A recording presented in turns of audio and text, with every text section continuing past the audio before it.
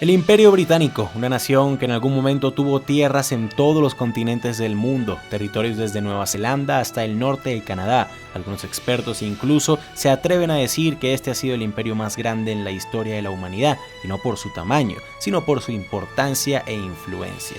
Debido a el inglés es el idioma universal, y sin exagerar, el mundo sería una cosa muy, pero muy diferente sin su influencia. Pero, ¿qué tan diferente? Yo soy Rafael Peraza y esto es ¿Y si el Imperio Británico nunca hubiese existido?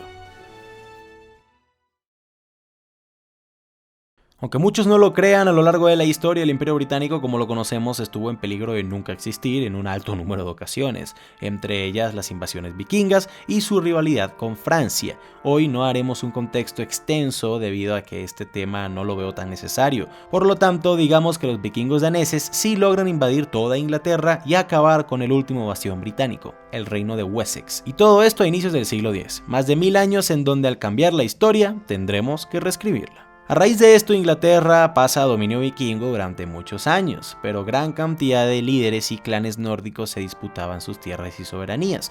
Con una isla dividida entre numerosos jefes de guerra, Francia, que ya había sido víctima de los vikingos, convoca una coalición de ejércitos cristianos de todas partes de Europa con los que deciden invadir a la isla y apoyar a sus vecinos británicos, algo así como una cruzada en contra de los nórdicos paganos, que tanto profanaban al cristianismo.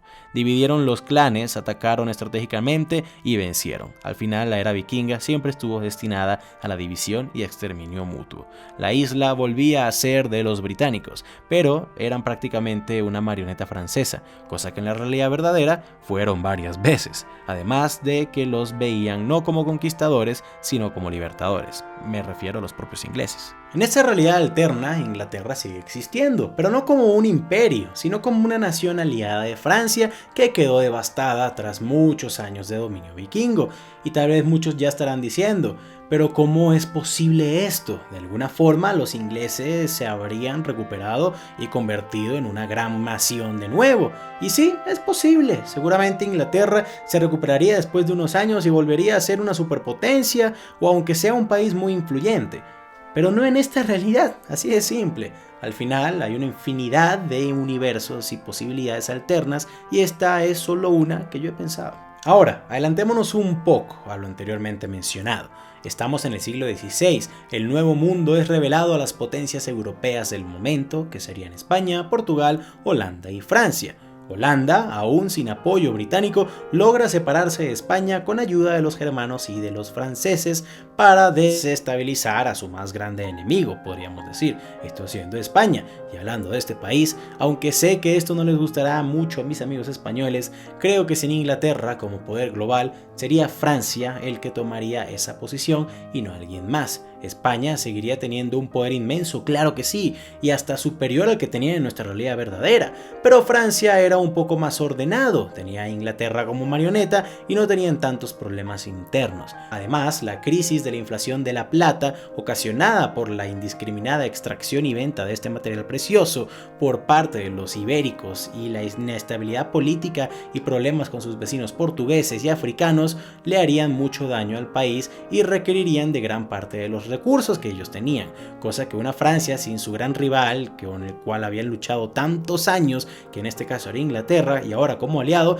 tendría todos sus recursos disponibles y listos para aprovechar esta era de la exploración que estaba por aproximarse. La historia de Colón no cambia, total, este se embarca en búsqueda de una ruta alterna a la India, ya que eran los portugueses los que manejaban las rutas rápidas a esta, y también porque pues en Venecia cobraban muchos impuestos los italianos. Por lo tanto, en 1942 este llega al Caribe. También, como en la realidad verdadera, no sería hasta sino más de 50 años después que los franceses llegarían al Nuevo Mundo. Pero mientras España y Portugal se enfocaban en Centro y Suramérica, Francia exploraría el norte. Hay que tener en cuenta un término importantísimo para los franceses del momento y eventualmente para el mundo entero, el mercantilismo. Esta idea se basa en el comercio ante todo, recursos, armas, productos y pues para esa época también los esclavos. Francia usaría esta idea para aprovechar al máximo sus terrenos de Norteamérica, que sin los británicos estos serían todos los que encontraran al este del Mississippi, río ya explorado en su totalidad por los franceses.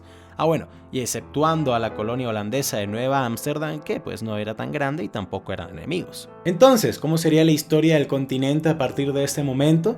Pues para el siglo XVII España nunca chocó con los británicos en Norteamérica, así que esta parte del continente ahora está dividida entre dos imperios europeos, los franceses al este del Mississippi y los españoles al oeste y en Florida. Pero la verdad es que en esta realidad no creo que el destino de España cambiase mucho.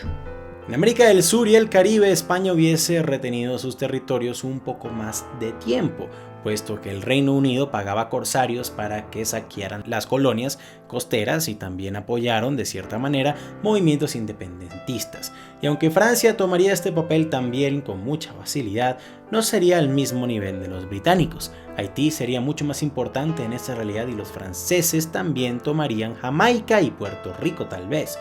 La historia del Caribe cambiaría, pero no creo que sería algo tan grande. En cuanto al sur, pues podríamos hacer un video entero de esto, pero para resumir un poco, Inglaterra no es la que apoya los movimientos libertadores, sino Francia, que tenía los recursos y también le sería beneficioso acabar con el dominio español de la zona e implantar nuevos comercios e influencias en los gobiernos recién nacidos. Aunque tal vez estos movimientos de liberación no ocurrirían a inicios de 1800, sé que tarde o temprano Latinoamérica se levantaría y buscaría su independencia, con o sin influencia extranjera.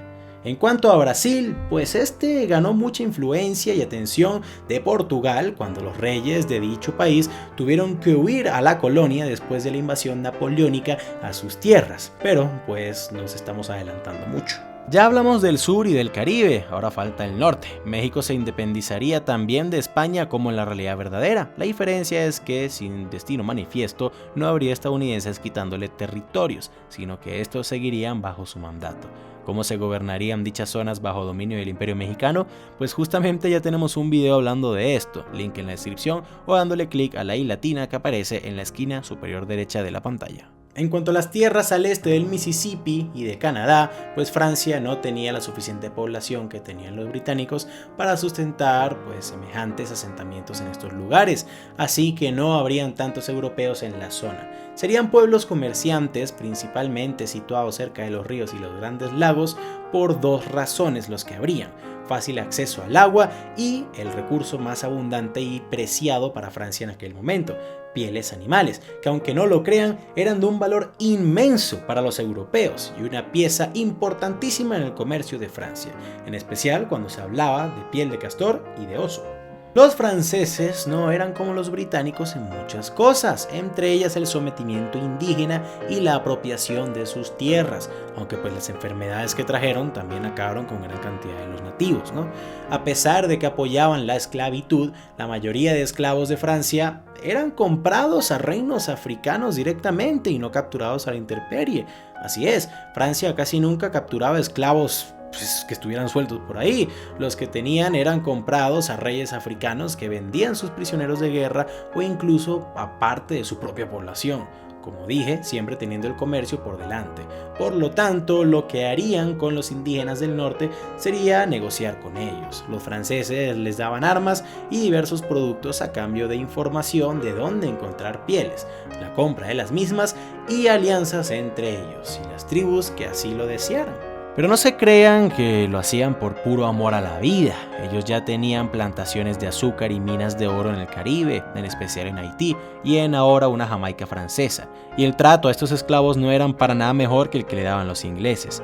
El punto, Francia no necesitaba de granjas o de recursos en Norteamérica, puesto ya los tenían en el Caribe, pero la violencia sería inevitable en el norte.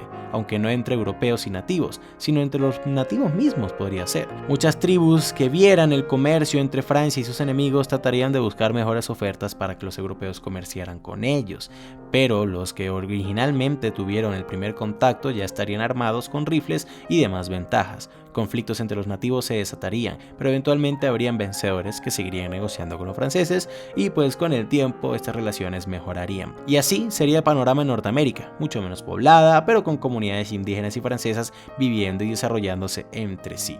bajo una misma bandera, por lo menos hasta que el Imperio francés crea que puede cortar dicha alianza y conquistar todas las tierras por su cuenta. Pero faltaría mucho para eso. La realidad verdadera Revolución Francesa ocurre debido a que Francia estaba endeudada y tenía muchas crisis económicas y militares. Apoyar a los Estados Unidos en su independencia les costó demasiado dinero y recursos, y un sinfín de guerras con el Reino Unido la tenían arruinada hasta los dientes y casi sin fuerzas para controlar sus propias colonias y territorios en el exterior. Pero sin los británicos, la Francia de esta realidad sigue siendo una potencia imperialista, por lo tanto no hay decadencia que detone la Revolución Francesa y la búsqueda de implementación de nuevos estilos de gobierno.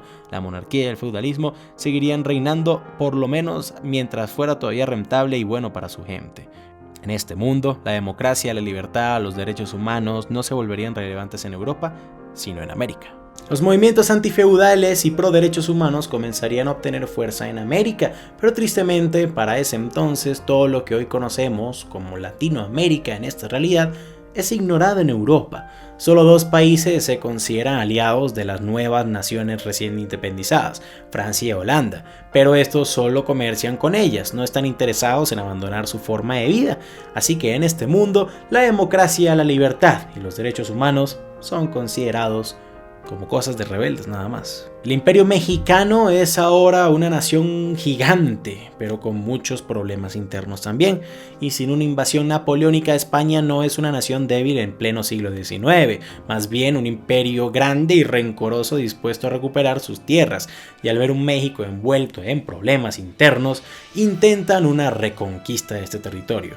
Este conflicto desestabiliza la región por completo. Las naciones de Sudamérica temen que ellas sean las siguientes y deciden apoyar a México, pero la ira de España es muy poderosa, así que intentan convencer de que los ayuden a alguien que sí está al nivel de España, está siendo Francia, y esta aprovecharía para de una vez por todas acabar con su rival más rebelde y fastidioso. Francia le declararía la guerra a España. La Primera Guerra Mundial comenzaría en pleno siglo XIX. Hasta aquí dejaremos esta historia, amigos. Cada vez que en estas realidades nos acercamos más y más a la actualidad, se vuelve mucho más difícil predecir qué sería lo que ocurriría. Y por eso suelo no llegar hasta esta instancia de la actualidad, ¿no?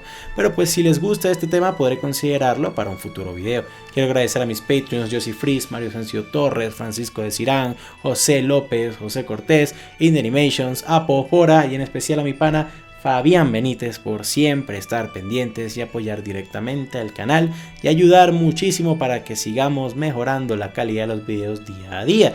Si tú también quieres ayudar directamente, puedes unirte a la lista y convertirte en Patreon. Si eres nuevo en el canal, te invito a que te suscribas para que puedas estar al tanto de cuando publico estos videos. Y si compartes estos con más personas, también me estarías ayudando enormemente. Sin nada más que agregar, yo fui Rafael Peraza para el baúl de los conocimientos inútiles y que tengan muy buen día.